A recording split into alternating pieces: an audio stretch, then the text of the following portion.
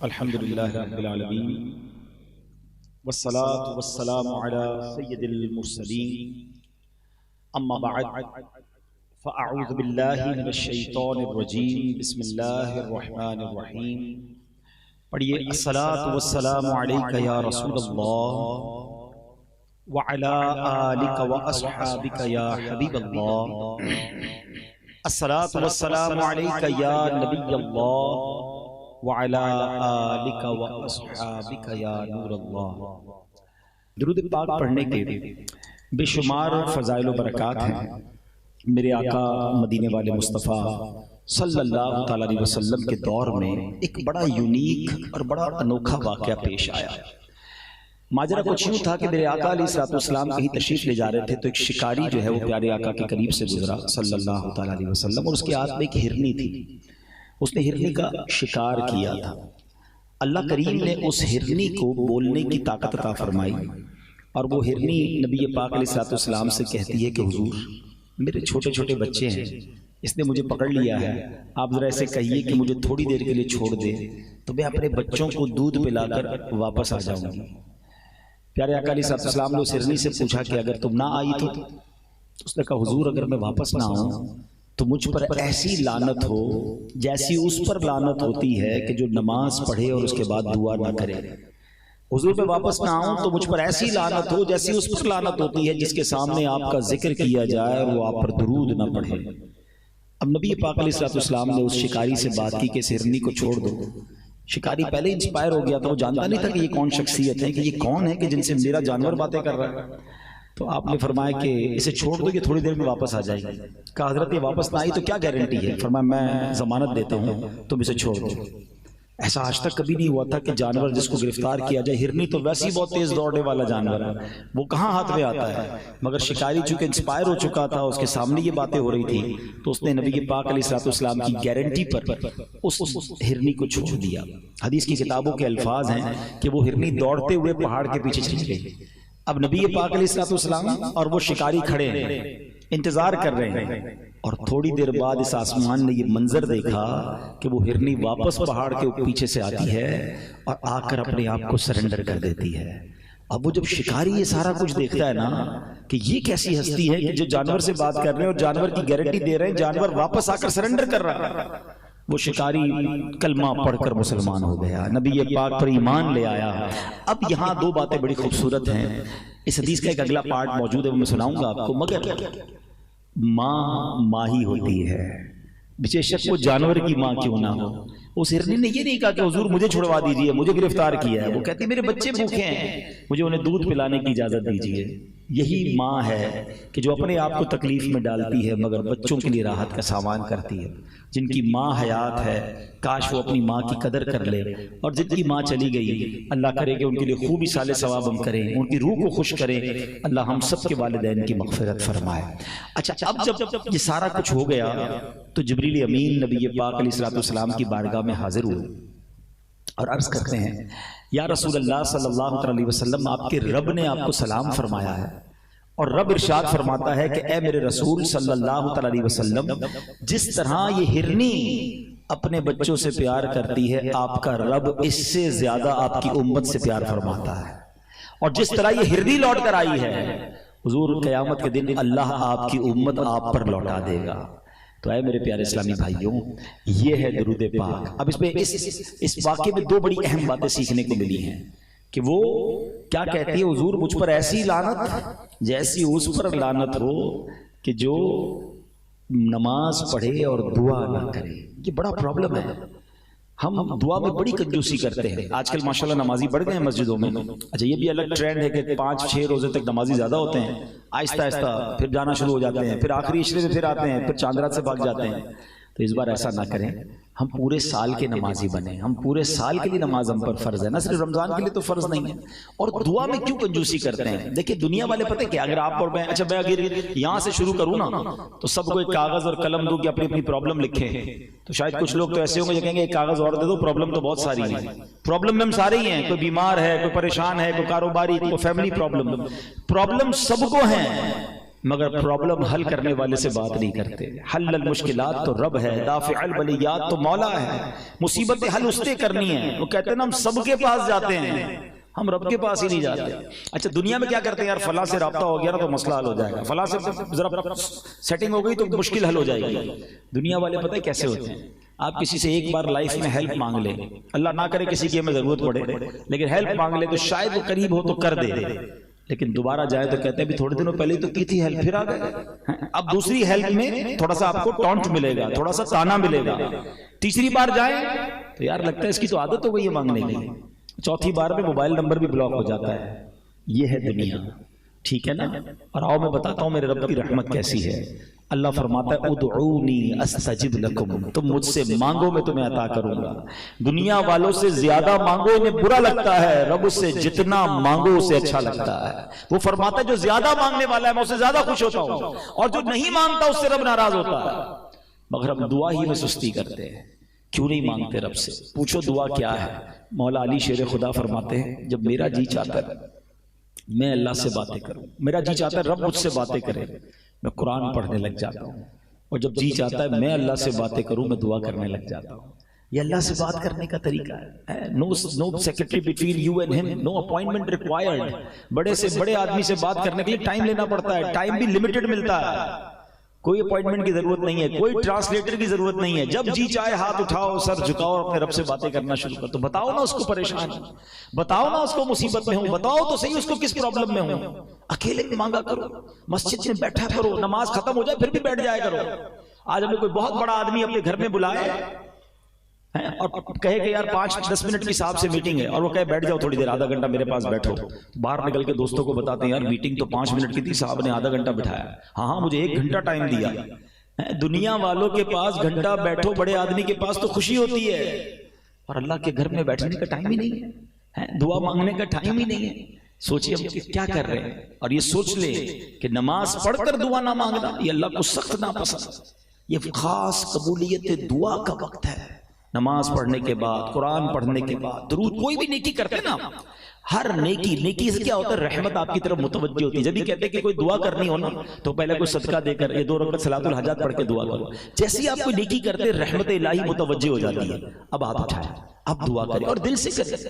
اللہ دلوں کے حال جانتا ہے. اللہ سے دعا کرنے کے لیے بہت مکفہ مسجع بہت مشکل دعائیں یاد کرنے کی بھی ضرورت نہیں ہے. یاد ہو جائے تو ٹھیک ہے، ورنہ وہ تو دل کے حال بھی جانتا ہے. میں آپ کو ایک اور مشورہ دیتا ہوں، کبھی کبھی میں پریکٹس کرتا ہوں، اس لیے کبھی اللہ سے اپنی مادری زبان میں بات کرنا. ہاں کبھی آپ میمنی میں دعا کریں. آپ اگر پنجابی بیٹھے پنجابی میں دعا کریں، پشتو میرا کوئی بھائی سن رہا ہے اپنی زبان میں دعا کرو.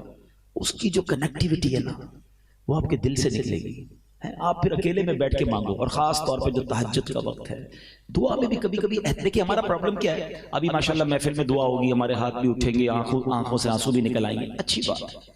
لیکن جب بندہ اکیلے میں روتا ہے نا، جب کسی کو پتہ نہ ہو، میں جانوں میرا رب جانے. مجھے ایک بات بتائیں، کبھی ایسا لائف میں ہوا ہوگا آپ کے ساتھ کہ جب آپ تنہائی میں رات کو پریشان ہو کر اٹھ گئے ہوں گے. جب ماں میری بھی زندہ تھی، آپ میں سے کئیوں کی ماں چلی گئی ہوگی، جن کی ہے ان کے ساتھ ہوتا بھی ہوگا کہ ہم پریشان ہو کر ماں کے پاس جاتے تھے کہ ماں بہت تکلیف میں ہوں، پریشان ہوں، دعا کر دو. ماں کیا کرتی تھی؟ کیا وہ کروٹ بدل کر سو جاتی تھی کہ بیٹا تیرا مسئلہ تو حل کر؟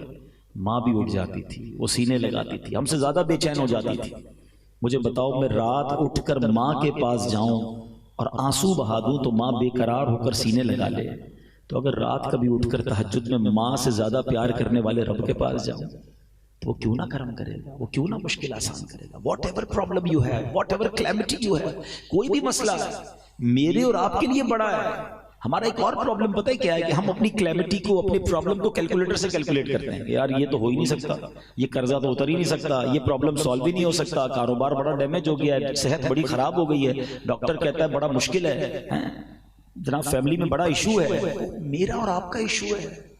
میرا رب تو وہ ہے جو حضرت یوسف کو اندھیرے کنویں سے نکال کر مصر کا بادشاہ بنا سکتا ہے، جو دریائے نیل میں حضرت موسیٰ کے لیے راستے بنا سکتا ہے، جو حضرت صالح کے لیے پہاڑ سے اونٹنی نکال سکتا ہے. میرا رب تو وہ ہے جو حضرت سرکار دو عالم علیہ السلام کی مٹھی میں جو کنکر ہیں ان کو کلمہ پڑھوا سکتا ہے. میں اور آپ کچھ بھی نہیں ہیں، ہاں واقعی کچھ بھی نہیں ہیں، مگر ہم ہیں کس کے بندے؟ قرآن کیا کہتا ہے؟ ان اللہ علی کل شیء قدیر. وہ تو سر چاہے پر قادر ہے نا، میں اور آپ کچھ بھی نہیں ہیں. تو جب اس قادر سے کنیکشن ہے، اس قادر کا میں بندہ ہوں، تو پھر گھبراہٹ کیسے؟ مانگو نا اس سے. اور جب آپ یقین سے مانگتے ہو نا، ہمارا ایک اور پرابلم پتہ ہے کیا ہے؟ ہم دعا بھی مانگتے اور بلیو بھی نہیں ہوتا. چلو مانگ لیتا ہوں لیکن ہونا کچھ نہیں ہے، پہلے سے ہی مایوس ہو، کچھ نہیں ہونا. علماء کہتے ہیں دعا اسی کی قبول ہوتی ہے جس کو یقین ہوتا ہے، جس کو رب پر بھروسہ ہوتا ہے. ایک بچے کا واقعہ ہے، نوجوان کا. ایک گاؤں میں بارش نہیں ہو رہی تھی، تو گاؤں کے سارے لوگ جمع ہوئے کہ کئی سالوں سے بارش نہیں ہو رہی تھی، ایک قطرہ بارش کا نہیں پڑ رہا تھا. سوکھ گئے کھیت، سوکھ گئے کنویں، سوکھ گئے، بہت پریشانی تھی. سارے گاؤں والوں نے مل کر پلان کیا کہ دعا کرتے ہیں، بارش کے لیے دعا کرتے ہیں. تو ایک نوجوان آیا ہاتھ میں چھتری لے کر. سارے گاؤں والے ہنسنے لگے کہ بے وقوف آدمی، کئی سال ہو گئے قطرہ بارش کا نہیں پڑا، تو چھتری لے کر آیا ہو. کہہ رہا مانگنے کس سے آیا ہوں؟ اللہ سے مانگنے آیا ہوں نا، بارش اسی نے دینی ہے. تو یقین، میں یہ یقین لے کر آیا ہوں کہ بارش تو ہونی ہے، واپس کیا بھیگتے ہوئے جاؤں گا. اور علماء کہتے ہیں اسی نوجوان کے یقین کی وجہ سے دعا کے دوران اتنی بارش ہوئی کہ پورا گاؤں بھیگتے ہوئے واپس گیا، وہ نوجوان چھتری لے کر اپنی چھتری کے سائے میں گیا. That's belief required. وہ یقین چاہیے، آپ کتنی بڑی پرابلم میں کیوں نہ ہو نا. وہ کیا خوبصورت بات شاعر مشرق نے کہی نا کہ اگر آج بھی ہو ابراہیم سا ایمان پیدا. What is required؟ ایمان ویسا. حضرت ابراہیم کا ایمان کیسا تھا؟ آگ میں کود گئے تھے نا کہ اللہ بچانے والا. اور آگ کیا ہوئی؟ باغ بن گئی نا. آپ کے سامنے بڑی آگ ہے، پرابلم ہے، کاروبار کا، فیملی کا، صحت کا، واٹ ایور. چاہیے کیا؟ اگر آج بھی ہو ابراہیم سا ایمان پیدا، آگ کر سکتی ہے انداز گلستان پیدا. وہ ایمان مل گیا نا تو آج بھی دکھوں کی آگ بھی گلزار بن جائے گی. تو یہ جو اس حدیث کا جو پہلا پارٹ ہے کہ دعا خدا را، ہو سکتا ہے اگلے رمضان میں ہم نہ ہوں، اس رمضان کو ہمیں اپنی زندگی کا آخری رمضان سمجھ کر گزارنا ہے تاکہ زیادہ عبادت کریں نا. تو بتا رہا تھا میں اسکیم اور آفر کا کہ سارا سال میں اور آپ دعا کرتے ہیں نا، یا اللہ میری دعا سن لے، میری پکار سن لے، میری توبہ قبول کر لے. رمضان میں آسمان دنیا سے آواز لگائی جاتی ہے، فرشتے آواز لگاتے ہیں، ہے کوئی مانگنے والا کہ اس کی دعا قبول کی جائے، ہے کوئی مغفرت کا سوالی اس کی مغفرت کر دی جائے، ہے کوئی توبہ کرنے والا اس کی توبہ قبول کی جائے. وہاں سے پکار ہو رہی ہے. تو ہم نے کیا کرنا ہے؟ لبیک میرے مولا میں حاضر. لیکن آج کل رمضان میں ایک الگ فینومنا کئی سالوں سے میں دیکھ رہا ہوں کہ کچھ لوگوں نے رمضان کو فوڈ فیسٹیول بنایا، سحری افطاری کے نام پر کبھی کدھر جا رہے ہیں، کبھی کدھر جا رہے ہیں. دوست ملتے بھی ہیں تو ایک دوسرے سے بات ہی یہ کرتے ہیں، ہاں بھائی آج کدھر کھانا ہے، آج کدھر چلنا ہے سحری کو. ارے بھائی یہ کیوں نہیں پوچھتے آج کدھر دعا میں چلنا ہے، آج کدھر عبادت کرنی ہے، آج کدھر کو مل کے قرآن پڑھیں، آج کدھر جا کے کوئی شبینہ پڑھیں، کوئی تہجد پڑھیں، کوئی نوافل پڑھیں. رمضان تو عبادت کے لیے آیا تھا، اس کی راتیں تو سجدوں کے لیے آئی. نبی پاک بستر پر نہیں آتے تھے رمضان میں، اتنی عبادت کرتے. اور ہم کیا کر رہے ہیں؟ اور عبادت کریں، دعا کریں، ایسے دوست بنا لیں کہ جہاں. اچھا پھر نبی پاک کا ایک اور انداز کیا تھا کہ رمضان میں خوب تلاوت کرتے. یہ نزول قرآن کا مہینہ ہے، اس میں تلاوت قرآن کریں. ہم میں سے کئی ایسے ہیں جن کی 5 روزہ تراویح پوری ہو گئی ہوگی، کسی کی 7 روزہ پوری ہو گئی، سمجھتا ختم، باقی آگے تراویح پڑھنے کی ضرورت نہیں ہے. ٹھیک ہے یہ 5 7 روزہ 10 روزہ تراویح کا ٹرینڈ، لیکن اس کا مطلب یہ نہیں کہ باقی دنوں کی تراویح آپ کو معاف ہو گئی ہے. تراویح سنت موقدہ ہے، وہ آپ کو آخری رمضان تک پڑھنی ہے. تو خدا را آفرز اور اسکیمز اور ڈسکاؤنٹ جو دیکھتے ہو نا، اللہ کرے کہ رمضان میں جو نیکیوں کی آفر بڑی ہوئی ہے نا، ہم اس پر بھی کام کریں. اسی حدیث میں جو اگلا جملہ تھا کہ حضور مجھ پر ایسی لعنت، وہ ہرنی کیا کہتے جو آپ کا ذکر سنے اور آپ پر درود نہ پڑھے. تو ہمیں جب سرکار دو عالم صلی اللہ تعالی علیہ وسلم کا نام سننا ہے یا کہنا ہے، درود پاک پڑھنا ہے. اچھا کبھی کبھی کیا ہوتا ہے، ہم کبھی محفل میں جاتے ہیں، اجتماع میں جاتے ہیں، تو بار بار نبی پاک علیہ الصلوۃ والسلام کا نام لیا جاتا ہے. تو اس میں ہم سے کیا پرابلم ہو جاتی ہے کہ بعض اوقات ہم درود نہیں پڑھ پاتے. تو علماء بڑی پیاری بات فرماتے ہیں کہ آپ ایسا کریں کہ روزانہ particular time, particular quantity fix کر لیں کہ بھائی روزانہ 100 بار 200 بار، اللہ توفیق دے تو 313 بار 1200 بار درود پاک پڑھ لیں. تو اگر آپ نے کسی موقع پر نبی پاک علیہ الصلوۃ والسلام کا نام لیا یا سنا تھا اور درود نہ پڑھ سکے تو یہ اس کا آلٹرنیٹ ہو جائے گا.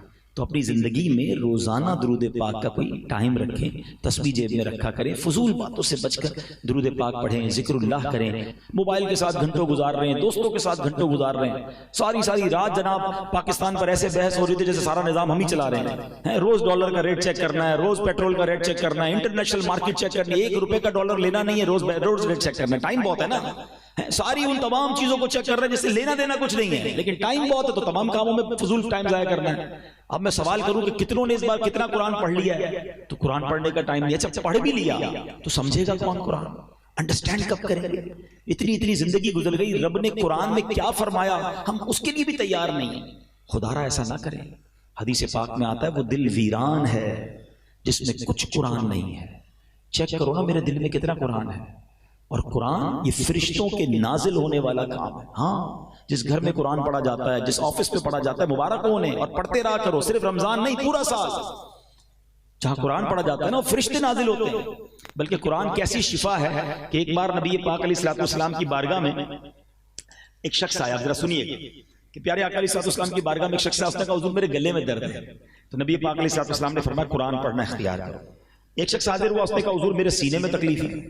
پیارے آقا علیہ السلام نے فرمایا قرآن پڑھو۔ فرمایا وشفاء لما فی الصدور کہ دلوں کی صحت قرآن میں ہے۔ تو بلکہ قرآن کریم تو مختلف بیماریوں کی بہترین دوا ہے کہ نبی پاک علیہ السلام فرماتے ہیں خیر الدواء القرآن، یعنی بہترین دوا قرآن کریم ہے۔ سنن ابن ماجہ کی حدیث ہے کہ بہترین دوا قرآن پاک ہے۔ قرآن پاک کی آیت کون سی ہے؟ وَنُنَزِّلُ مِنَ الْقُرْآنِ مَا هُوَ شِفَاءٌ وَرَحْمَةٌ لِّلْمُؤْمِنِينَ، اور ہم قرآن میں اتارتے ہیں وہ چیز جو ایمان والوں کے لیے شفا اور رحمت ہے۔ پڑھیں گے قرآن تو برکتیں ملیں گی نا۔ اور پھر قرآن کو جب انڈرسٹینڈ کرتے ہیں نا، بلیو کریں، جب آپ ڈائریکٹلی قرآن سے کچھ سیکھتے ہیں نا، اس کا جو نور اور اس کا جو سکون دل میں ہوتا ہے نا، انبلیویبل۔ اب میں صرف وقت تھوڑا ہے لے کر تو میں 2 صورتیں آیا تھا، لیکن میں چلیں ایک قرآن پاک کی صورت آپ کے سامنے پیش کرتا ہوں۔ اللہ کریم نے ماہ رمضان میں ایک ایسی رات عطا کی ہے جو one of the amazing night ہے۔ اچھا قرآن پاک میں کسی چیز کا ذکر آ جائے نا، علماء بیٹھے ان سے آپ پوچھیں کہ ذکر آ جانا بھی بہت بڑی بات ہے، تو یعنی جس کا ذکر آ جائے نا تو اس کی سگنیفیکنس بڑھ جاتی ہے۔ مگر جس رات کا میں ذکر کرنے جا رہا ہوں، اس رات کا ذکر نہیں آیا۔ اس رات کی امپورٹنس بیان کرنے کے لیے قرآن پاک میں پوری سورت نازل کر دی گئی ہے، ایک آیت بھی نہیں، پوری سورت dedicated for that particular night. Try to understand the importance of that night کہ کیسی رات ہے کہ جس کا ذکر نہیں کیا، اس کے لیے پوری سورت نازل کر دی ہے۔ اور کس خوبصورت انداز میں بیان کیا اس سورت کے بارے میں۔ اللہ قرآن میں فرماتا ہے بسم اللہ الرحمن الرحیم انا انزلناہ فی لیلۃ القدر وما ادراک ما لیلۃ القدر لیلۃ القدر خیر من الف شہر تنزل الملائکۃ والروح فیہا باذن ربہم من کل امر سلام ہی حتی مطلع الفجر۔ ودن اے منٹ تلاوت پوری ہو جاتی ہے، مگر اس کی امپورٹنس، اس کی جو اندر کی ایسنس ہے، کبھی ہم نے اس کو لینے کی کوشش کی۔ آئیے پہلے ذرا تھوڑا سا اس کا ترجمہ سنتے ہیں، پھر اس قرآن پاک کی سورت کا شان نزول آپ کو بیان کروں گا، ایمان تازہ ہو جائے گا۔ اب اس میں اللہ فرماتا ہے بے شک ہم نے اسے شب قدر میں اتارا، انا انزلناہ فی لیلۃ القدر۔ قرآن شب قدر میں نازل ہوا ہے۔ اب یہاں ایک بعض اوقات ذہن میں سوال آتا ہے کہ قرآن تو جبریل امین لے کر آتے تھے نبی پاک کے پاس، وہی لے کر کبھی باری باری آتے تھے، تو شب قدر میں کیسے نازل ہوا؟ تو اس کی ڈفرینشیٹ، اس کو تطبیق علماء نے یہ کیا کہ شب قدر میں اللہ کریم نے لوح محفوظ سے یہ قرآن آسمان دنیا پر نازل کر دیا، اور پھر آسمان دنیا سے 23 سال کے عرصے میں پیارے آقا کی عمر مبارک 63 سال اور 40 سال کی عمر میں پہلی ملاقات ہوئی تھی حضرت جبرائیل سے غار حرا میں، پہلی وہی آئی تھی نا۔ تو یہ 23 ایئرز کے اندر بتدریج پارشلی قرآن جبریل امین لے کر نبی پاک کے دل اقدس پر لے کر آئے، مگر شب قدر جو ہے یہ قرآن لوح محفوظ سے آسمان دنیا پر نازل کر دیا گیا۔ اچھا اب قرآن آگے فرماتا ہے وما ادراک ما لیلۃ القدر، تم نے کیا جانا لیلۃ القدر کیا؟ یہ بڑی عجیب سی بات ہے دیکھا جائے تو۔ قرآن ہم سے کیوں پوچھ رہا ہے؟ اے اللہ کے کلام، ہم سے سوال کیا جا رہا ہے کہ تم نے کیا جانا لیلۃ القدر کیا؟ تو علماء بڑی پیاری بات فرماتے ہیں کہ قرآن کا اسلوب ہے، قرآن کا ایک خوبصورت اسٹائل ہے کہ whenever Quran try to emphasize something اور try to explain something big، کوئی بڑی بات جب قرآن نے کرنی ہوتی ہے نا، جب اللہ کا کلام ہماری توجہ چاہتا ہے تو اللہ قرآن ہی میں سوال فرماتا ہے وما ادراک ما لیلۃ القدر۔ آپ نے القارعۃ مل قارعہ وما ادراک مل قارعہ، یہ اور 2-3 جگہ پر بھی موجود ہے جب قرآن خود پوچھتا ہے کہ بتاؤ یہ کیا ہے، پھر سبحان اللہ اگلی آیت میں قرآن خود ہی جواب دیتا ہے وما ادراک ما لیلۃ القدر، تم نے کیا جانا لیلۃ القدر کیا ہے؟ اب سنو اگلی آیت میں فرماتا ہے رب لیلۃ القدر خیر من الف شہر، لیلۃ القدر 1000 مہینوں سے بہتر ہے۔ اب یہاں بھی ایک سوال ذہن میں پیدا ہوتا ہے کہ 1000 مہینے جو ہیں یہ ہمارے حساب سے کوئی پرٹیکولر گنتی نہیں بنتی ہے، 83 سال اور 4 مہینے بنتے ہیں، 100 سال بتا دیے جاتے، 80 سال بتا دیے جاتے ہیں، ایگزیکٹلی 1000 مہینوں کی بات کیوں ہوئی ہے؟ سبحان اللہ، جبھی تو کہتے ہیں قرآن پڑھو اور اس کے پس منظر اس کی تفسیر میں پتہ ہونی چاہیے۔ اب سنیے، ہوا یہ تھا کہ نبی پاک علیہ السلام، اس کے بہت سارے شان نزول علماء نے بیان کی، بہت خوبصورت واقعہ شان نزول میں ملتا ہے کہ نبی پاک علیہ السلام نے ایک بار صحابہ کرام علیہ رضوان کے سامنے ایک بہت خوبصورت واقعہ بیان کیا۔ بنی اسرائیل کا ایک بزرگ تھے جن کا نام تھا حضرت شمعون رضی اللہ عنہ۔ پیارے آقا علیہ السلام نے فرمایا کہ حضرت شمعون، میں حدیث کا خلاصہ پیش کرتا ہوں کہ ایک ایسے بزرگ تھے جنہوں نے 1000 مہینوں تک کیسے عبادت کی کہ دن کو روزے رکھے، رات قیام میں گزاری اور اللہ کی راہ میں جہاد بھی کرتے تھے، اور بڑے اسٹرانگ تھے، ویری ٹو مچ پاورفل۔ اچھا، اب ان کی جو دشمن تھے نا وہ پریشان ہو جاتے تھے، جو کفار تھے وہ لڑتے تھے، سب کو گرا دیتے تھے، اب کوئی چال چلتی نہیں تھی ان کی۔ تو ان ظالموں نے کیا کیا، آپ کی بیوی کو لالچ دے کر پیسوں کا لالچ دیا کہ کسی طرح ہمیں یہ گرفتار کروانے میں مدد کرو۔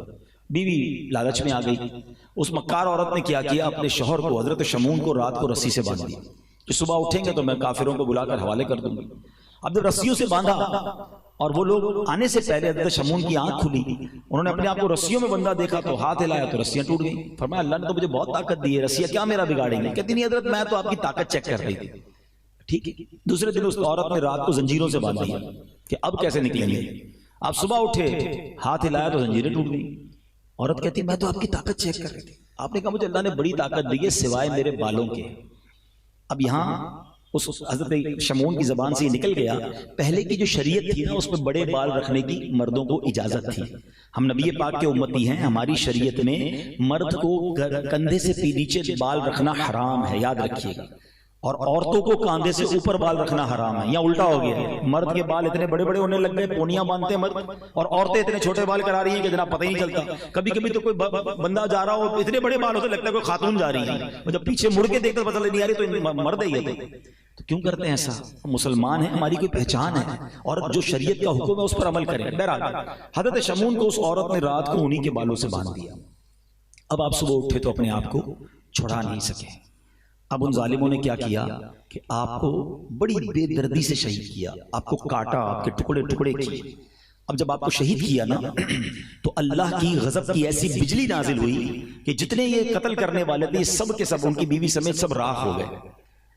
اچھا، اب یہ واقعہ نبی پاک علیہ السلام نے صحابہ کے سامنے سنا، میں نے بھی آپ کے سامنے سنایا۔ آپ کے ذہنوں میں کیا بات آ رہی ہے؟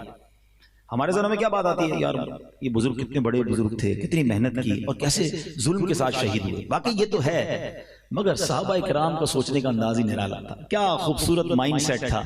کہتے ہیں حضور یہ پچھلی قوم کے لوگ تو ہم سے آگے بڑھ گئے، 83 ایئرز اور 4 مہینے تو روزے رکھے انہوں نے، رات عبادت کی، جہاد بھی کیا، شہید بھی ہو گئے، ان کی عمریں اتنی بڑی تھی، یہ تو ہم سے آگے بڑھ گئے، اور ہم تو اتنی عمر ہی نہیں ہماری، ہم تو پیچھے رہ جائیں گے، ان کی نیکیاں ہم سے زیادہ ہیں۔ یہ ہے مائنڈ سیٹ صحابہ کرام کا۔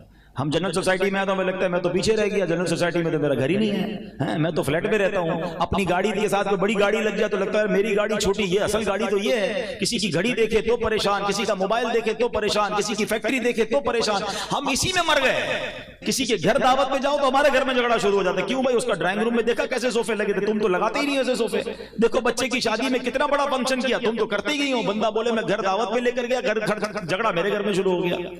اس چکر میں رہیں گے تو کبھی بھی خوش نہیں ہوں گے۔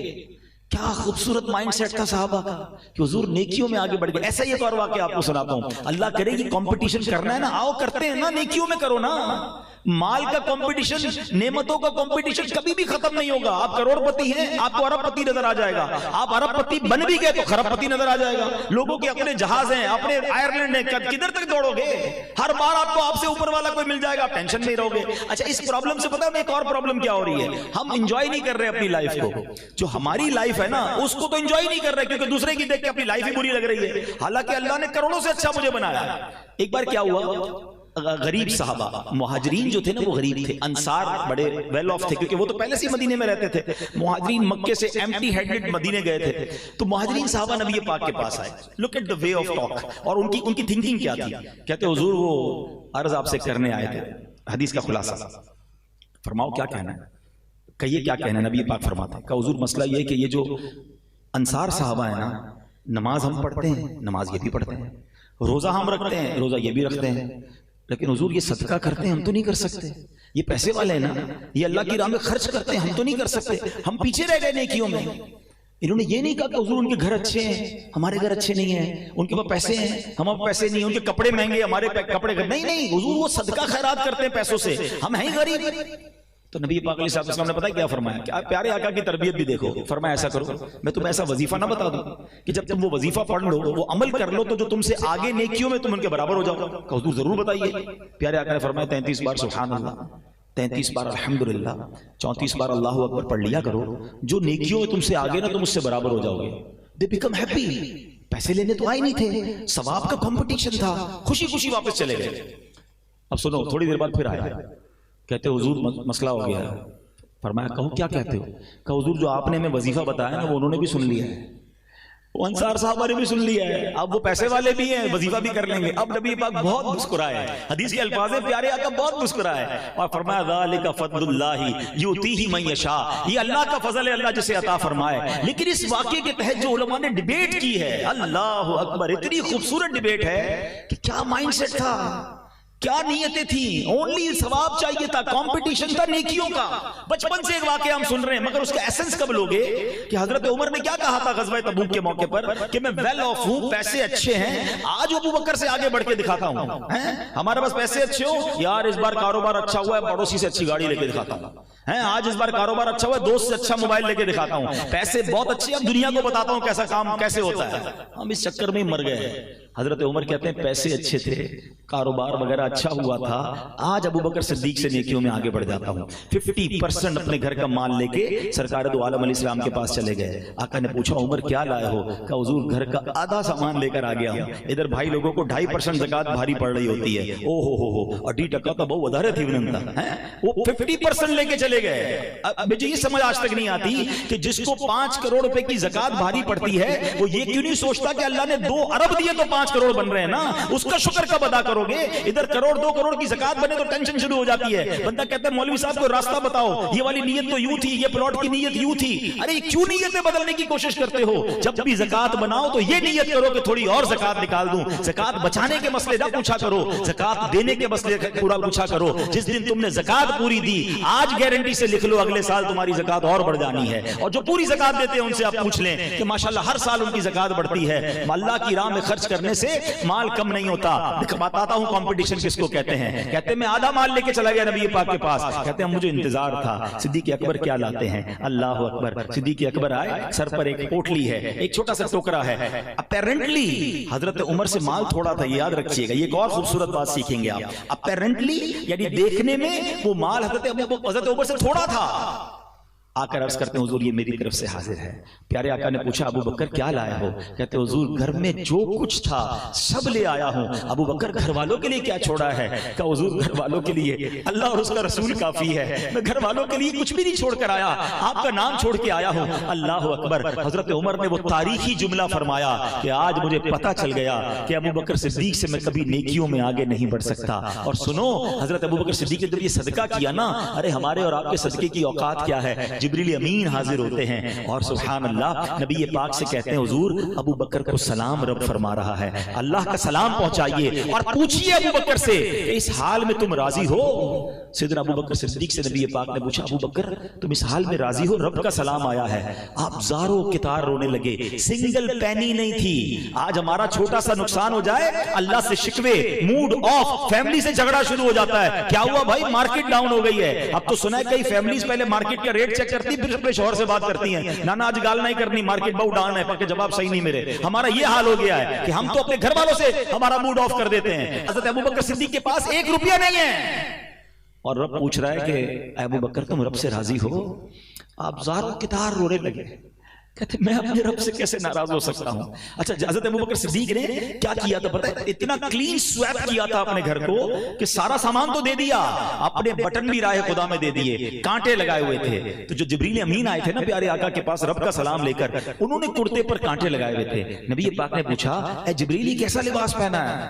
سنو جبریل امین کہتے حضور میں نے نہیں، اکیلے نے نہیں، آسمان پر جتنے فرشتے ہیں نا، آج اللہ کو ابو بکر کی ادا ایسی پسند آئی ہے کہ آسمان پر جتنے فرشتے ہیں حضور سب نے ایسا لباس پہنا ہے۔ ارے یہ تھے وہ لوگ جن کا کمپٹیشن تھا۔ میں آپ سے پوچھتا ہوں تمہیں پجیرو دیکھ کر، تمہیں V8 دیکھ کر، مرسیڈیز دیکھ کر تو لگتا ہے میرے پاس کب آئے گی؟ تمہیں تہجد گزار دیکھ کر کیوں نہیں لگتا کہ میں تہجد گزار کب بنوں گا؟ تمہیں حافظ قرآن دیکھ کر کیوں نہیں لگتا کہ یار عمر دونوں کی ایک ہے، اس کے سینے میں پورا قرآن ہے اور مجھے قرآن پڑھنا نہیں آتا؟ یہ والا کمپٹیشن کیوں یاد نہیں آتا؟ ہمارے اپنے آفس پر ہم کاروبار پہ بیٹھے ہوتے ہیں، ہمارا اکاؤنٹنٹ، ہمارا پیون، ہمارا کام کرنے والا کھڑا ہو کے نماز کے لیے جاتا ہے، ہم بیٹھے رہ جاتے ہیں اور ہماری نماز قضا ہوتی ہے۔ اس کو دیکھ کر یہ خیال کیوں نہیں آتا کہ یار یہ جنت کی طرف جا رہا ہے اور میں نمازی کیوں نہیں بن پا رہا؟ اپنی ایج کے علماء اور مفتیان کرام کو دیکھ کر کیوں خیال نہیں آتا یار یہ بھی 40 سال کے، میں بھی 40 سال کا، یہ عالم بن گئے، یہ مفتی بن گئے، یہ جنت کی طرف جا رہے ہیں، میں پیچھے رہ گیا۔ ہماری تو کمپٹیشن ہی دنیا بن گئی ہے۔ خدا را ایسا نہ کرو۔ اور صحابہ کرام کا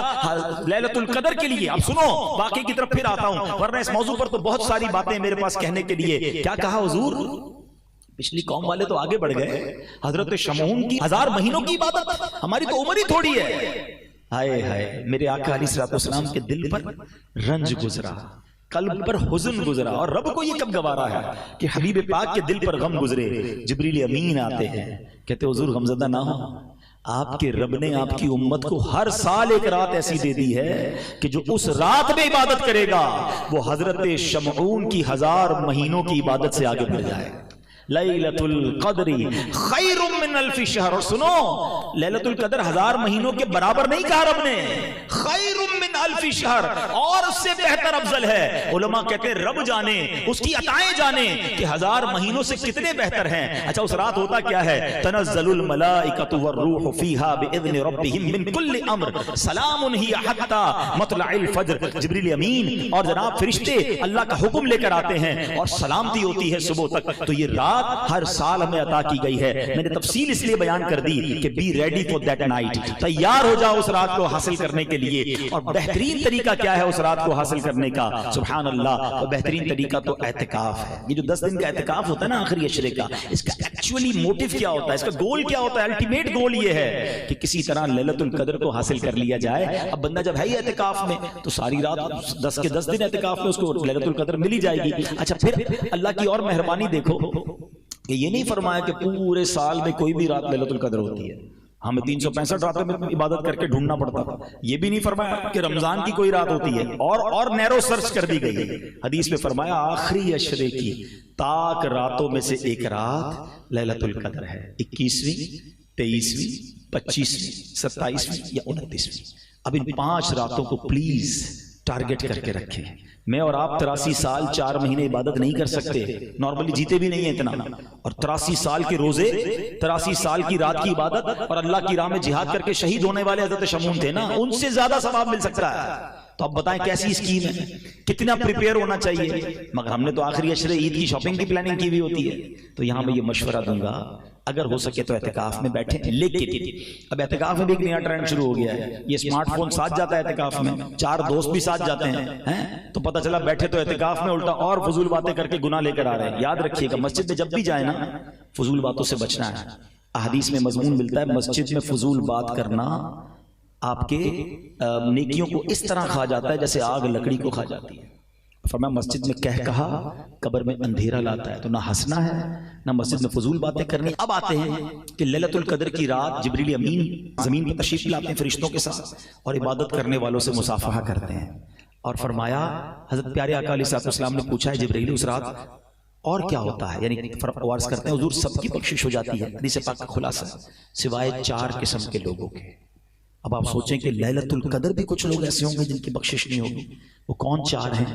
فرمایا شراب کا عادی، ماں باپ کا نافرمان، رشتے داری کاٹنے والا اور عداوت رکھنے والا، مسلمانوں کے درمیان دوریاں کرنے والا، ایک دوسرے کے ساتھ تعلق ختم کرنے والا۔ ٹرائی ٹو انڈرسٹینڈ، ایسی مبارک رات بھی یہ 4 قسم کے لوگ نہیں بخشے جائیں گے۔ اب شراب کا عادی، خدا نہ خواستہ اگر میرا کوئی بھائی یہاں مجھے سن رہا ہے انٹرنیٹ پر سنے گا، خدا را توبہ کر لو۔ اچھا آپ ان 4 جرموں کی امپورٹنس سمجھے، کتنے بڑے جرم ہیں۔ آپ نے شب برات کے بارے میں بھی سنا ہوگا کہ قبیلہ بنو کلب کی بکریوں کی تعداد کے مطابق مسلمان بخشے جاتے ہیں، گناہگار بخشے جاتے ہیں، مگر کچھ لوگ نہیں بخشے جاتے۔ آپ کو وہاں بھی یہ لوگ نظر آئیں گے، شرابی وہاں بھی نہیں بخشا جاتا، ماں باپ کا نافرمان وہاں بھی نہیں، رشتے داری کاٹنے والا ادھر بھی نہیں بخشا جاتا۔ اس کا مطلب یہ کتنے بڑے گناہ ہیں، مگر کسی کو احساس ہی نہیں ہے۔ اب تو سنا ہے شادیوں میں کولڈ ڈرنک کی طرح شراب پی جاتی ہے۔ اچھا شراب پیتے نہیں ہے تو کہتے ہیں میں تو بیٹھتا ہوں دوستوں کے ساتھ، کمپنی دیتا ہوں۔ آپ کو پتا ہے میرے آقا علیہ السلام نے 10 قسم کے لوگوں پر لعنت ایک ہی حدیث میں فرمائی ہے۔ مفتی صاحب بیٹھے، شراب پینے والا، پلانے والا، اٹھانے والا، بیچنے والا، لانے والا، یعنی ہر کیٹیگری پر لعنت فرما دی۔ اور ہم کہتے ہیں میں بیٹھتا ہوں، ادھر بیٹھتے جدھر رب کی لعنت برس رہی ہے۔ ذرا سوچے نا ہم کیسی گیدرنگ میں بیٹھتے ہیں۔ جتنے شرابی، جواری، چور، اچکے، غلط کام کرنے والے جتنے آپ کو مل جائیں پوچھ لو ان سے یہ عادت کدھر سے ملی ہے۔ گھر والے تھوڑی سکھاتے ہیں، یہ وہی گیدرنگ ہے جو شرابی بناتی ہے، جو نشئی بناتی ہے، جو چور بناتی ہے، جو غلط کاموں کی طرف لے جاتی ہے۔ سارے کام نارملی بری دوستوں سے ملتے ہیں، مگر ہم کہتے ہیں نہیں میں بہت پکا ہوں، آؤ تو خالی بیان تو میں تو صرف کمپنی دیتا ہوں۔ مجھے بتاؤ نا کبھی ایک فرسٹ گراؤنڈ فلور پر آگ لگ جائے تو فرسٹ فلور پہ کوئی رہتا ہے؟ بلڈنگ فوراً خالی کرتے ہیں کہ نہیں یار یہ آگ اوپر بھی آ جائے گی۔ جہاں لعنت برس رہی ہے، جہاں رب ناراض ہو رہا ہے، ان کے ساتھ بیٹھے ہوئے ہو۔ Please try to change your company. میں آپ کو ایک اور بات بتاتا ہوں، یہ ہمارا سالانہ مسئلہ ہے۔ ہر سال تقریباً مسجد میں نماز پڑھنے لوگ لگ جاتے ہیں۔ ہر سال کیا ہوتا ہے کہ رمضان کے بعد نماز نہیں پڑھتے؟ اچھا ہر سال وعدہ کرتے ہیں کہ یار اب میں پکا نمازی بنوں گا، اب توبہ کروں گا۔ 27 رمضان کو رو رو کے دعا کرتے ہیں، پھر پہلی 4 رات کو کیا ہوتا ہے؟ صرف ایک پرابلم ہے کہ آپ انہی دوستوں کے ساتھ دوستی لگاتے ہیں کہ رمضان کے بعد ہم ٹوپی لگائے نا تو خیر تو ہے مولوی ہو گیا کیا، پڑھ لی نا رمضان میں جتنی پڑھنی تھی، اب جمعہ پڑھ لینا۔ اب وہ دوست ٹونٹ کرتے ہیں رمضان کے بعد اگر ہمارے اندر کوئی چینجنگ آئے نا دینی تو جانا اسی رات کو بیٹھنا انہی کے ساتھ ہے، تو وہ ہمیں اتنا ٹونٹ کرتے ہیں کہ ہم نیک نہیں بن پاتے۔ اگر واقعی آپ نے نیک بننا ہے نا you have to change your good company, آپ کو اچھی کمپنی کی طرف آنا ہوگا، بیڈ کمپنی سے نکلنا ہوگا۔ تو دوبارہ آتا ہوں میں، تو یہ ہو گیا شراب کا عادی۔ دوسرا ماں باپ کا نافرمان، خدا را اپنے ماں باپ کو مت ستانا۔ ماں باپ راضی تو رب راضی۔ جس کے پاس ماں باپ ہے نا قدر کر لو، پوچھو ان سے جن کے ماں باپ چلے گئے۔ خدا کی قسم رمضان میں بہت یاد آتے ہیں، اپنے ماں باپ کی قدر کیجیے، خوب دعائیں لیجیے۔ ماں باپ راضی ہو گئے نا تو انشاءاللہ خیر ہو جائے گی۔ اور تیسرے نمبر پر فرمایا رشتے داری کاٹنے والا، یہ بھی بڑا پرابلم ہو گیا ہے۔ میں ہم تو فلاں انکل کے گھر نہیں جاتے، فلاں چاچی کے پاس نہیں جاتے، فلاں ماموں کے پاس کیوں نہیں جاتے؟ انہوں نے دعوت میں نہیں بلایا تھا، انہوں نے افطار پہ نہیں بلایا تھا، گئے تو اچھے طریقے سے ملے نہیں۔ اتنی چھوٹی چھوٹی بات پر ہم رشتہ داریاں کاٹ لیں گے۔ خدا رہا محبتوں والا مہینہ ہے، برکتوں والا مہینہ ہے، ایک دوسرے سے تعلق بنا لیں، اس کو گھر پہ افطاری بھجوا دیں، اپنے گھر پہ بلا لیں، کچھ نہیں جاتا۔ اچھا میں جب اس طرح کے بات کرتے ہیں نا تو دماغ میں شیطان ڈالتا ہے یار مولانا صاحب بات تو ٹھیک کر رہے ہیں مگر غلطی تو ان کی تھی نا، میں کیوں معافی مانگوں، میں کیوں آگے جاؤں؟ کوئی بات نہیں۔ ہماری بیمنی کا ایک جملہ ہے نا، جو نمیوں وہ اللہ کے گمیوں جھک جائے، کوئی بات اللہ کی رضا کے لیے معاف کر دیں۔ اچھا ایک بات اور بتائیں، ہم سب کیا دعا کر رہے ہیں آج کل؟ یا اللہ میرے صغیرہ گناہ بھی معاف کر دے، میرے کبیرہ گناہ بھی معاف کر دے، میری ساری خطائیں معاف کر دے۔ یہی دعا ہے نا؟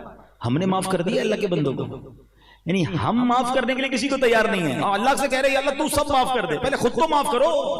دل میں لے کے بیٹھے ہوئے ہیں، چھوڑوں گا نہیں، موقع ملنے کی دیر ہے پھر بتاؤں گا، سارے ریونج دل میں، اور اللہ سے کہہ رہے ہیں اللہ تو مجھے سارے گناہوں کو معاف فرما دے۔ ارے مزہ اس میں کہ آپ سب کو معاف کرے، پھر اللہ سے کہیں کہ یا اللہ مجھے معاف کر، میں بندہ ہوں نا، میں جو کر سکتا تھا میں نے کر دیا، جس نے بھی میرا دل دکھایا، جس نے بھی مجھے تکلیف دی، میرے سب کو معاف کیا، اے کریم اب تو مجھے معاف فرما دے۔ کاش یہ ذہن ہمارا بن جائے، اور جس دن آپ کا یہ ذہن بن گیا نا معافی کا، درگزر کا۔ اچھا نعتیں سب سنتے ہیں، سلام اس پر کہ جس نے گالیاں سن کر دعائیں دیں، سلام اس پر کہ جس نے خون کے پیاسوں کو کبائیں دیں، دشمن آ جائے تو چادر بھی بچھا دیتے ہیں، سب جھوم جھوم کر سنتے ہیں، اور ہم نہیں چھوڑیں گے۔ بولا کیسے میرے سامنے؟ اچھا ہم نے معاف بھی نہیں کرنا، درگزر بھی نہیں کرنا، اور باتیں بڑی بڑی کرنی ہیں۔ آپ اس کی کانسیکوینسز سمجھ جائیں کہ رشتہ داری کاٹنے والا شب قدر کو نہیں بخشا جائے گا۔ اچھا آپ اس رشتہ دار سے رابطہ کر لیں، وہ آپ کو کہے گا بھی 2 اوور بعد خیال آیا ہوا ہے، اتنے ٹائم بعد آپ کو خیال آیا، بولا ہاں یار میں بیان سنا، شب قدر آ رہی ہے، معاف کر دو، مل جا رہا ہے۔ یقین کریں تھوڑی سی کوشش کے بعد محبت بڑھ جائے گی، اور اگر پھر بھی وہ آپ سے نہیں ملتا تو آپ بری ہو جائیں گے کہ آپ نے پہل کر دی، آپ نے محبت کا قدم بڑھا دیا۔ ہاں لیکن وہ قدم بھی محبت والا ہونا چاہیے۔ ہمارے ایک اور مسئلہ بھی ہے کہ کبھی کوئی غلطی ہو جائے نا تو معافی بھی ایسے مانگتے ہیں جس کی معافی مانگنے کی ضرورت ہوتی ہے۔ بھائی ہو گیا نا یار معاف کر دو، بول تو رہا ہوں، اب معافی مانگ رہا ہوں، اور کیا پھر بھی نہیں کر رہے معاف؟ پتہ نہیں معافی مانگ رہے ہو لڑائی کر رہے ہو۔ معافی ایسے نہیں ہوتی ہے، لجاجت سے ہوتی ہے، پیار سے ہوتی ہے۔ تو اللہ کی رضا کے لیے نرمی کے ساتھ رشتہ داری جوڑ لیجئے۔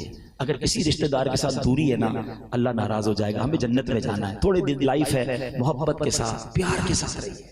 اور آخری بات آقا علیہ السلام نے فرمایا مسلمانوں میں قطع تعلق کرنے والے، یہ رشتہ داروں کا الگ فرمایا گیا، اور عام مسلمانوں سے تعلق اگر توڑا ہوا ہے، عداوت رکھی ہوئی ہے، ریونج کی تمنا رکھی ہوئی ہے، معاف کر دیں، دل بڑا کر دیں۔ انشاءاللہ آپ لوگوں کو معاف کریں، اللہ ہمیں معاف فرما دے گا۔ ایک شخص کے بارے میں آتا ہے نا بڑا گناہگار تھا، تو اس کا انتقال ہوا، مرنے کے بعد اس کو کسی نے خواب میں دیکھا، تو کہا تمہارے ساتھ کیا معاملہ ہوا؟ کہا اللہ نے میری بخشش فرما دی۔ کہ تو کیسے بخشا گیا؟ تو بڑا گناہگار تھا۔ کہاں تھا تو گناہگار۔ ایک بار گھر پہ کھانا میری بیوی نے بنایا اور اس میں نمک بہت زیادہ تھا، مجھے بڑا غصہ آیا کہ میں اٹھ کر بیوی کو سزا دوں۔ ہو سکتا ہے یہاں بھی کوئی شیر ببر بیٹھے ہوں ایسے کہ کھانا ذرا نمک زیادہ ہو جائے تو چائے ٹھنڈی ہو جائے، افطاری کے وقت پکوڑے گرم چاہیے، شربت ٹھنڈا چاہیے، پتہ نہیں کمپیوٹر سے شادی کی ہے یا بیوی سے شادی کی ہے، وہ بھی انسان ہے بھائی، ہو جاتی ہے کبھی غلطی، اس کی بھی طبیعت خراب ہو سکتی ہے۔ کبھی افطار سے پہلے کچن میں جا کے دیکھا ہے، ہمیں بھی اثر کے بعد روزہ لگتا ہے، اس کو بھی لگتا ہے، اور وہ بیچاری چولہے کے آگے کھڑی ہوتی ہے، لیکن تھوڑی سی کمی پر اتنا شور کچھ لوگ مچاتے ہیں۔ نہ کیا کرو ایسا، وہ بھی اللہ کی بندی ہے۔ اب سنو، وہ شخص کہتا ہے بڑا جی چاہا مجھے کہ میں اٹھ کے چانٹا ماروں اس کو، بیوی کو، ایسے نمک کیسے ڈال دیا؟ اچانک دل میں خیال آیا کہ یار میری بیوی نے ایک مسٹیک کی ہے، مجھے مارنے کو جی چاہ رہا ہے، سزا دینے کو جی چاہ رہا ہے، میں صبح سے شام اللہ کی بارگاہ میں مسٹیک کر رہا ہوں، اللہ تو سزا نہیں دے رہا۔ کہتا ہے میں نے خاموشی کے ساتھ کچھ بھی نہیں کہا، بیوی کو معاف کر دیا۔ مرنے کے بعد مجھے بتایا گیا کہ اس روز جو تو نے بندہ ہو کر میری بندی کو معاف کیا تھا نا، میں تو سب سے بڑا معاف کرنے والا ہوں، جا میں نے تیرے سارے گناہ معاف کر دیے۔ یہ ہے معافی۔ معافی نہیں کرتے یار، ملازم کو تو اتنا برا بھلا کہتے ہیں، اچھا وہ غریب بھی گالیاں سنتا ہے، اس کو پتہ ہے نوکری سے نکال دیں گے تو بے روزگاری بہت ہے، کہاں جاؤں گا، لیکن دل رکھتا ہے، وہ قیامت کے دن وہ کھڑا ہو سکتا ہے آپ کے لیے۔ ایک بندے سے ملاقات ہوئی، کسی نے پوچھا کتنی تنخواہ ہے؟ بولا اتنی تنخواہ۔ بولا تنخواہ تو بہت اچھی ہے۔ بولا آدھی کام کی آدھی گالیوں کی ہے۔ اتنی گالیاں دیتا ہے میرا سیٹ، لیکن کیا کروں، تنخواہ اچھی دیتا ہے، اس نے جا نہیں رہا، لیکن کیا اس کا دل نہیں ٹوٹتا ہو؟ نہ کیا کرو ایسا۔ اللہ نے اگر نوازا ہے نا تو نرم رہو، ہاں کہ دانا خاک میں مل کر گلے گلزار ہوتا ہے، عزت دو گے تو عزت ملے گی۔ تو بہرحال ہمیں یہ بات سیکھنی ہے آج کہ محبت سے پیار سے زندگی گزارے۔ اگر میری یہ بات کسی کو یاد آ رہی ہے، مثال دیتا ہوں، کوئی میرا بھائی میری بہنیں سن رہی ہیں کہ یار کسی سے واقعی ہم نے زیادتی کر دی، بے شک وہ آپ کا ملازم ہے، مانگ لے معافی۔ ہاں ہمارے پیر و مرشد امیر علیہ سنت ایسی تربیت فرماتے ہیں مدنی چینل پر، جبھی تو میں کہتا ہوں دیکھا کرو۔ آپ نے ایک بار فرمایا کہ باپ نے اگر بیٹے کے ساتھ زیادتی کی ہے نا تو باپ کو بیٹے سے معافی مانگنی پڑے گی، شوہر نے بیوی کے ساتھ زیادتی کی ہے تو شوہر کو بیوی سے معافی مانگنی پڑے گی۔ ہے بڑی عجیب بات کہ شوہر بیوی سے مانگے، باپ بیٹے سے مانگے۔ فرمایا سیٹھ نے ملازم کے ساتھ زیادتی کی ہے تو اس کو ملازم سے معافی مانگنی پڑے گی۔ اور فرماتے پیر نے مرید کے ساتھ زیادتی کی ہے، اگر دل آزاری کی ہے تو پیر کو مرید سے معافی مانگنی پڑے گی۔ اور پھر کیا خوبصورت بات فرمائی کہ یہ باتیں کیوں سمجھ نہیں آ رہی آپ کو، کہ خود نبی پاک علیہ الصلوۃ والسلام اپنے صحابہ کے درمیان اعلان کیا کرتے کہ اگر کسی کا حق آتا ہے تو مجھ سے لے لے، بدلہ لینا ہے تو مجھ سے لے لے۔ کونین کے والی کا یہ انداز ہے، اور ہم کہ میں کیسے معافی مانگوں؟ معافی مانگنے سے عزت کم نہیں ہوتی ہے۔ اللہ اور بڑھاتا ہے، اللہ اور عزت بڑھاتا ہے. تو اگر کبھی ہو گیا نا، بلکہ میں مشورہ بھی دوں گا، کوئی عزت نہیں جاتی. کبھی اکیلے میں ہی بے شک اپنی زوجہ سے بھی معافی مانگ لی، اپنے بچوں سے بھی معافی، بیٹا کبھی میری کوئی بات بری لگ گئی ہو تو اللہ کی رضا کے لیے معاف کر دیں. برا نہیں لگے گا، آپ کی عزت اور بڑھ جائے گی اور گھر میں ماحول بن جائے گا. کبھی گھر والوں کو بھی شکریہ ادا کر دیا کرو. گھر میں اچھا ماحول بنانا نا، کبھی چائے لے کر آئے، کبھی کھانا لے کر آئے، جزاک اللہ، بہت شکریہ. تھوڑے دن وہ کہیں گے طبیعت تو نہیں خراب ہو گئی آپ کو، کیا ہو گیا شکریہ ادا کر رہے ہیں، کیونکہ آج تک کبھی نہیں کیا ہوگا. لیکن کوئی بات نہیں، اس سے محبت، پیار اور اس کی بھی دلجوئی ہوگی نا. تو اس طرح اگر زندگی گزاریں گے، اور یہی میرے آقا کی سنت ہے. نبی پاک کا یہی تو انداز تھا کہ اپنی ازواج کے ساتھ، اپنی فیملی کے ساتھ کیا خوبصورت ماحول یہ سکھاتا ہے ہمارا دین. اچھا ہمارا ایک اور پتہ ہے ٹارگٹ کیا ہوتا ہے؟ اگر میں آپ سے پوچھوں کہ آپ کی سب سے زیادہ محبت کس کے ساتھ ہے، یا سب سے زیادہ برتاؤ اچھا کس کے ساتھ کرتے ہو، تو کوئی کہے گا یار بیسٹ فرینڈ تو وہ ہے. اچھا میرا بہت اچھا برتاؤ میرے کسٹمر کے ساتھ. او ہو دکان پہ گاہک آ جائے، کوئی بڑا کسٹمر آ جائے، اچھو آئی سب بھی ہو، بیٹھے کھانا کھایا کہ نہیں کھایا؟ نہیں آپ کو کھانا تو کھا کے جانا پڑے گا، چائے تو پی کے ہی جائیں گے آپ. ارے بھائی جلدی آؤ، ملازم کو بلائیں گے کیوں کسٹمر ہے. اب میں بتاتا ہوں، نبی پاک علیہ السلام فرماتے ہیں تم میں بہترین وہ ہے جو اپنے گھر والوں کے ساتھ بہترین ہے. اور پھر آقا نے فرمایا سن لو، میں تم سب سے زیادہ اپنے گھر والوں کے ساتھ بہترین ہوں. ہم گھر والوں کے ساتھ بہترین ہیں. کچھ لوگ تو ایسے ہیں جب گھر میں جاتے تو ایمرجنسی نافذ ہو جاتی ہے، او ہو اچیو جلدی کرو، استری کرو ورنہ خیر نہ، ان کا کھانا ریڈی نہیں ہوگا، ایسا لگتا ہے ایمرجنسی آ جاتی ہے. اچھا آپ کو کبھی چیک کرنا ہو نا کہ آپ گھر میں آپ کا ایٹیٹیوڈ کیا ہے، آپ اکیلے میں چیک کر لیجئے گا. آپ جب گھر میں جاتے ہیں تو گھر والوں کے چہرے پہ مسکراہٹ آتی ہے، ٹینشن آتی ہے، اور سب الرٹ ہو جاتا ہے. اچھا خاصا مسکرا رہے ہوتے ہیں، یہ صاحب اندر گئے سب کی مسکراہٹ غائب، ٹینشن. جلدی ہر چیز ٹائم پہ ہونی چاہیے ورنہ خیر نہیں ہے. یار بندہ ہے کہ انسپیکٹر ہے؟ گھر میں گھر جیسا بندہ بن کے رہے. حضرت عمر کیا فرماتے ہیں؟ گھر میں رہو تو بچہ بن کے رہو، باہر رہو تو مرد بن کے رہو نا. ہم تو گھر جا کر مردانگی دکھا رہے ہوتے ہیں، میں اتنا بڑا آفیسر ہوں گھر میں بھی آفیسر ہوں، اتنا بڑا سیٹ ہوں تو گھر میں بھی سیٹ ہوں. گھر والوں کے لیے گھر کا فرد بنے. میرے آقا اپنے نواسوں کو کاندھے پہ اٹھاتے تھے، میرے آقا سجدہ کرتے تھے تو حسنین کاندھے پہ آ کر بیٹھ جاتے تھے. گھر کی فیملی کے ساتھ فیملی ممبر بننا ہے، تب لائف اچھی گزرے گی. تو خاص اس حدیث پر ہم عمل کرنے والے بنے کہ تم میں بہترین وہ ہے جو اپنے گھر والوں کے ساتھ بہترین ہے. تو بہرحال آج میں نے مختصراً سورہ قدر کا تعارف پیش کیا. ٹارگٹ کر لیں سورہ قدر کو. ایک فارمولہ دے دیتا ہوں، 5 راتیں تو پتہ ہے نا، ان 5 راتوں میں آپ نے 5 کام کرنے ہیں. نمبر 1، چاہیں تو اس کو موبائل میں نوٹ کر لیں. 5 کام کیا کرنے ہیں؟ عشاء کی جماعت اور فجر کی جماعت با جماعت پڑھنی ہے.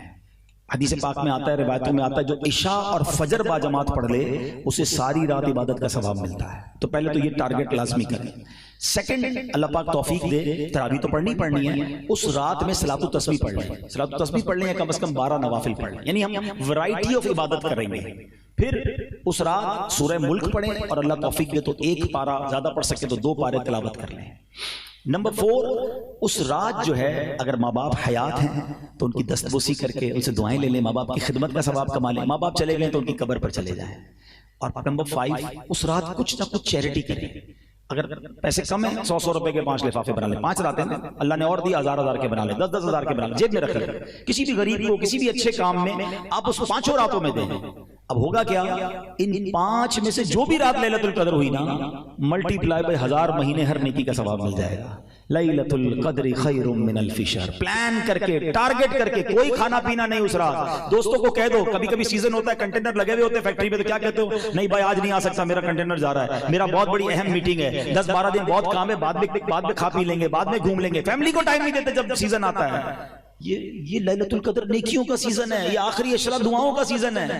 بعد میں کر لینا سارے کام. بھائی پلیز ان راتوں کو ٹارگٹ کر کے خوب عبادت کر لیں، انشاءاللہ خوب برکتیں حاصل کریں گے. ہمیں نہیں پتا اگلے رمضان میں ہم دنیا میں ہوں گے کہ نہیں. اس میں ایسی نعمت حاصل کر لیں کہ ہم سب کی بخشش ہو جائے. اور اب آخری بات کر کے ہم بیان کو ختم کرتے ہیں کہ ہمیں عید سے پہلے، عید کی نماز سے پہلے ایک اور نیکی کرنی ہے، اور وہ فطرہ دینا ہے. اچھا فطرے کے بارے میں آتا ہے، فطرہ واجب ہے جو صاحب نصاب ہیں یا صاحب استطاعت ہیں ان پر. فطرہ جو ہے جب تک بندہ ادا نہیں کرتا اس کے روزے اور نمازیں عبادتیں معلق رہتی ہیں، لٹکی ہوئی رہتی ہے. جب وہ ادا کرتا ہے تو وہ آسمان کی طرف جاتی ہیں اور اللہ کی بارگاہ میں قبول ہوتی ہیں. تو فطرہ ادا کرنا عید کی نماز سے پہلے، رمضان میں بھی ادا کیا جا سکتا ہے. بہتر ہے جمعۃ الوداع کو ادا کر دیں، تھوڑا سا نیکیاں زیادہ کمانی ہے تو ملٹی پلائی بائی 70 ہر جمعے کو نیکی ہوتی ہے. جمعۃ الوداع کو پہلے ادا کر دیں. لیکن یہاں میرا ایک چھوٹا سا درد بیان کر دیتا ہوں. فطرہ کون سا ادا کرتے ہیں؟ پچھلے کئی سالوں سے جو اعلان ہوتا ہے گندم کا، بھائی پوری حدیث تو پڑھ لیں. تھوڑا سا جان تو لیں کہ نبی پاک نے کیا صرف گندم کا فطرہ اعلان کیا ہے؟ میرے آقا نے حدیث پاک میں 4 فطرے اعلان کیے ہیں، کھجور کا، جو کا، کشمش کا اور گندم کا۔ 4th کیٹیگری، لوئسٹ کیٹیگری کیا ہے؟ گندم کا فطرہ ہے، اور ہم بھی گندم کا فطرہ دیں گے۔ کبھی ایسا ہوا کہ عید کے کپڑے لینے گئے ہوں کہ یار دکان پہ کیا سب سے سستا والا کپڑا دکھا دو، عید کے لیے لینا ہے، سب سے سستے والے جوتے دکھاؤ بچے کے لیے لینے ہیں، اپنے لیے برانڈڈ چیزیں ہیں، افطاری میں 50 قسم کا سامان ہے، فطرہ کون سا دینا ہے؟ گندم والا۔ یہ کیوں؟ اللہ کی راہ میں دیں تو بہترین دینا۔ یہ بھی شکرانے کا ایک انداز ہے کہ اللہ تو نے کروڑوں سے مجھے اچھا بنایا، روز افطار میں اجوا کھجور ہے تو بھائی اجوا کھجور کا فطرہ دو نا، لیکن انشاءاللہ اللہ کی راہ میں خوش دلی سے خرچ کریں گے۔ فرشتے ہمارے پیسے اللہ کی بارگاہ میں نہیں لے جاتے، ادھر دل دیکھا جاتا ہے کہ یہ بندہ مجھ سے محبت کرتا ہے، اپنے مال سے محبت کرتا ہے، جب میری باری آتی ہے تو کیسا خرچ کرتا ہے۔ 4 پارے کی پہلی آیت ہے لن تنالوا البر حتى تنفقوا مما تحبون، تم ہرگز بھلائی کو نہیں پہنچ سکتے جب تک اپنی سب سے پیاری چیز اللہ کی راہ میں خرچ نہ کرو۔ تو پیاری دیا کرو نا، اللہ کی باری، اللہ کی راہ میں خرچ کرنے کی باری آتی ہے، کپڑے پرانے ہو گئے کسی غریب کو دے دو، جوتے پھٹ رہے ہیں کسی فقیر کو دے دو، کھانا بچ گیا چلو مدرسے میں بھجوا دو، سب چیزیں بچنے والی پھینکنے والی اللہ کی راہ میں دینی ہے، بہترین اچھی چیزیں، اور خوش دلی کے ساتھ جب آپ دینا شروع کرو گے نا تو اللہ تعالیٰ اسی حساب سے اپنی رحمتوں سے آپ کو اور نوازے گا۔ سورہ قدر کا جو ہم نے تعارف سنا، اس رات کی قدر کرنے کی توفیق عطا فرمائے، اور اب جب رمضان کے دن رہ گئے ہیں اس میں خوب عبادت کرنے کی توفیق عطا فرمائے، آمین بجاہ النبی الامین صلی اللہ تعالی علیہ وسلم۔